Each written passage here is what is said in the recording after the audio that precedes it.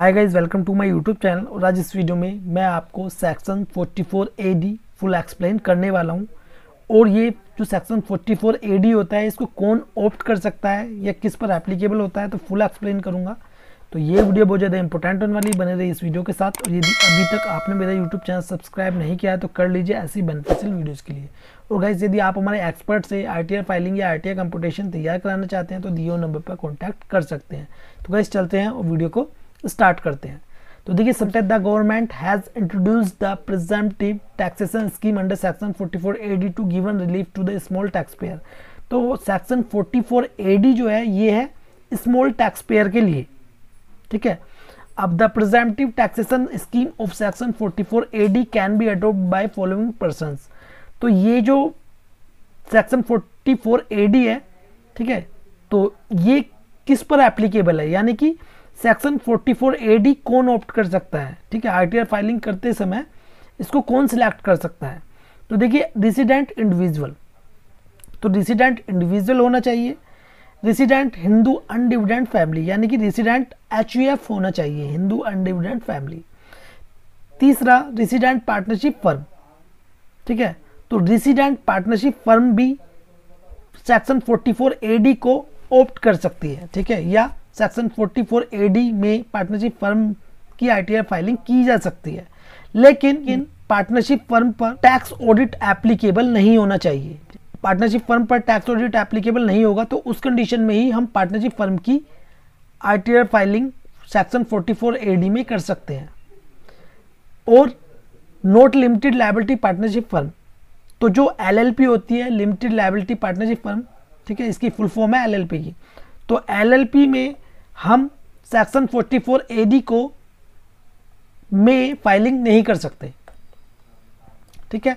अब दूसरा पॉइंट है, in the words the scheme can not be adopt by a non resident and by any person other than a individual, a HUF और a partnership firm, not limited liability partnership firm. तो जैसे कि मैंने आपको बताया था, ठीक है। अब इसको कौन ऑप्ट नहीं कर सकता? नॉन रेसिडेंट, ठीक है, नॉन रेसिडेंट इंडिविजुअल इसको ऑप्ट नहीं कर सकता, ठीक है। और ना ही नॉन रेसिडेंट एचयूएफ कर सकता है।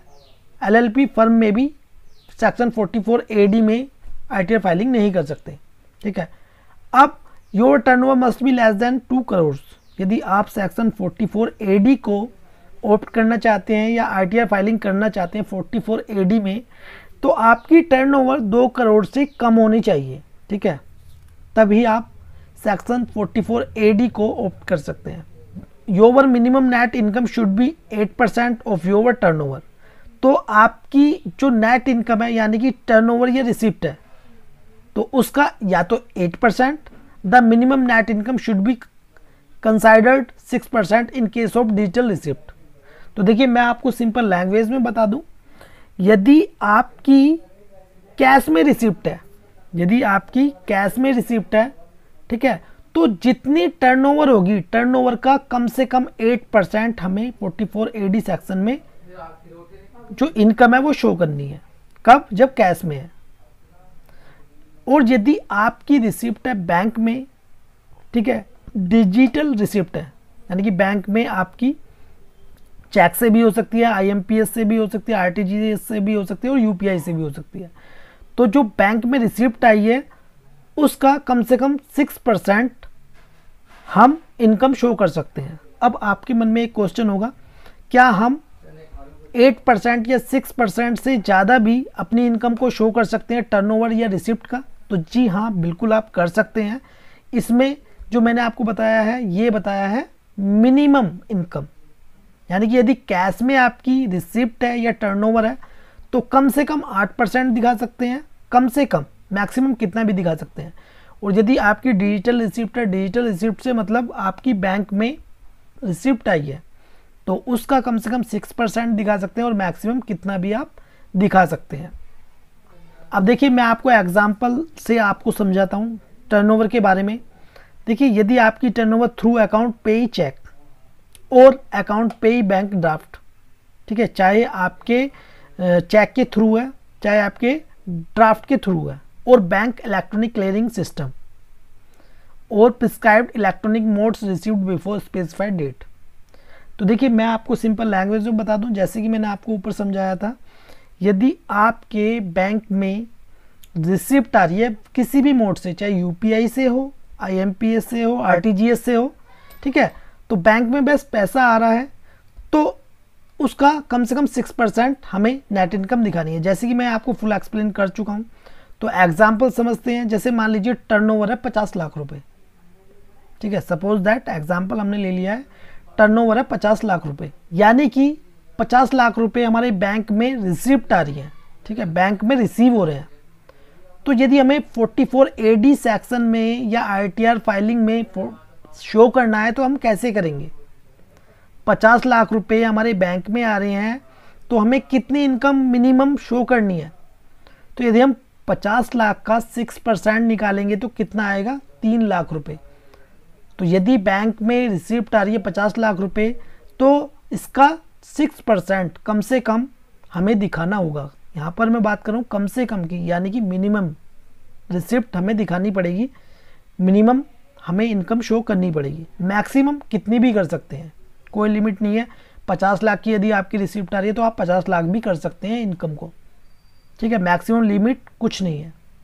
अब जैसे मान लीजिए आपकी रिसिप्ट है या टर्नओवर है कैश में, ऊपर वाला जो पॉइंट बताया था वो बताया था मैंने बैंक के लिए, ठीक है, जो कि 6% इनकम शो करते हैं।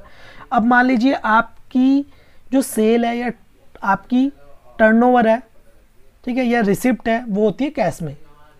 अब कैश में क्या करना है? जैसे मान लीजिए आपके पास कैश में टर्नओवर या रिसिप्ट आई कितनी?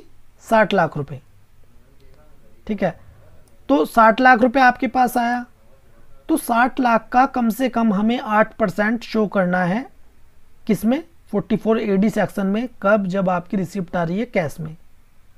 कम से कम 4,80,000 बनेगा 60 लाख का 8%, तो कम से कम 60 लाख का 8% 4,80,000 तो हमें दिखाना है, मैक्सिमम कितना भी हम दिखा सकते हैं, ठीक है।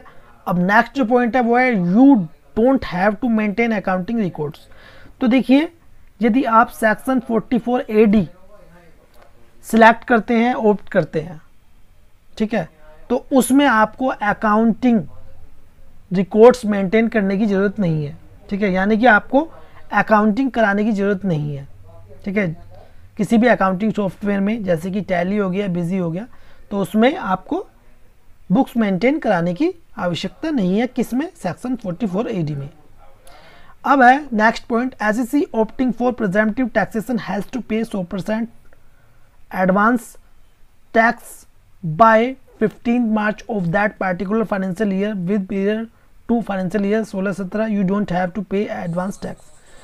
प्रिजम्पटिव इनकम सेक्शन 44AD में फाइनेंशियल ईयर एंड होता है, तो एंड होने से पहले 15 मार्च तक यदि आपका टैक्स बनता है तो टैक्स आपको 15 मार्च तक पे करना है, ठीक है, पे यानी कि डिपॉजिट करना है इनकम टैक्स डिपार्टमेंट में एडवांस टैक्स।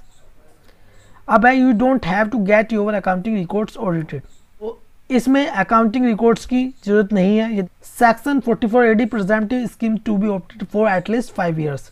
देखिए यदि आपने एक बार सेक्शन 44AD को ऑप्ट कर लिया या आप सेक्शन 44AD में चले गए हैं, ठीक है, तो देखिए इनकम टैक्स रूल ये कहता है कि आपको रेगुलर 5 ईयर्स तक वो कैरी करना है, यानी कि 5 साल तक लगातार 5 साल तक आपको सेक्शन 44AD में अपनी आईटीआर फाइलिंग करनी होगी, ठीक है, इनकम टैक्स रूल ये कहता है।